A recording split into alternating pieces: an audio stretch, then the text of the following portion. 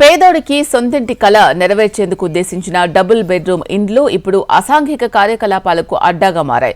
రాజేంద్రనగర్ నియోజకవర్గం మైలార్దేవ్పల్లి డివిజన్ పరిధిలోని ఆప్కో కాలనీలో డబుల్ బెడ్రూమ్ ఇండ్ల పనులు మధ్యలోనే ఆగిపోయాయి. ప్రస్తుతం ఇవి అసాంఘిక శక్తులకు అడ్డాగా మారాయి. రాత్రైందంటే చాలు మందుబాబులు ఇక్కడ తిష్టవేసి అసాంఘిక కార్యకలాపాలకు పాల్పడుతున్నారు. దీంతో స్థానికులకు ఇబ్బందికరంగా మారింది. ఆప్కో కాలనీలోని 4 బ్లాకుల్లో 300 డబుల్ బెడ్రూమ్ ఇండ్లు నిర్మాణం చేయాల్సి ఉండగా కాంట్రాక్టు పొందిన వ్యక్తులు 2 బ్లాకుల్లో 150 ఇండ్ల పనులు ప్రారంభించారు. అనేక కారణాలతో పనులను మధ్యలోనే వదిలి వెళ్లిపోయారు. డబుల్ బెడ్రూమ్ల నిర్మాణం పూర్తి చేయించి స్థానికంగా ఉన్న అర్హులైన పేదలకు అందజేయాలని ప్రజలు కోరుతున్నారు. ఆప్కో కాలనీలో డబుల్ బెడ్రూమ్ ఇండ్లకు సంబంధించిన మరింత సమాచారం మా ప్రతినిధి సుప్రియ అందిస్తారు. రాజేంద్ర నగర్ లోని మైల్ దేవర్పల్లిలో ఆప్కో కాలనీలో చూసుకున్నట్టయితే మనకి ఇక్కడ డబుల్ బెడ్రూమ్ పనులు ఇంకా అలానే ఉన్నాయని చెప్పాలి. అయితే గత ప్రభుత్వంలో ఈ డబుల్ బెడ్రూమ్ పనులు స్టార్ట్ చేశారు, కానీ ఇప్పటివరకు చూసుకున్నట్టయితే పనులు అయితే కంప్లీట్ కాలేదు. ప్రజెంట్ మనం ఒకసారి విజువల్స్ లో కూడా చూసుకోవచ్చు.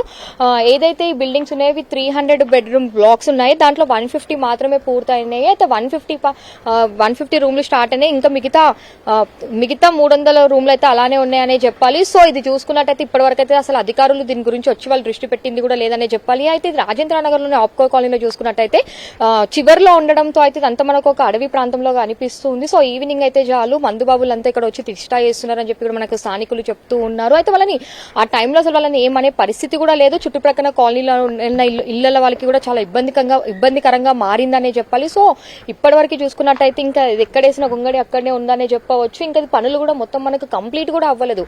జస్ట్ ఒక 2 ఫ్లోర్స్ వరకు మాత్రమే ఇది కంప్లీట్ 2 ఫ్లోర్స్ వరకు మాత్రమే రూమ్స్ చేశారు.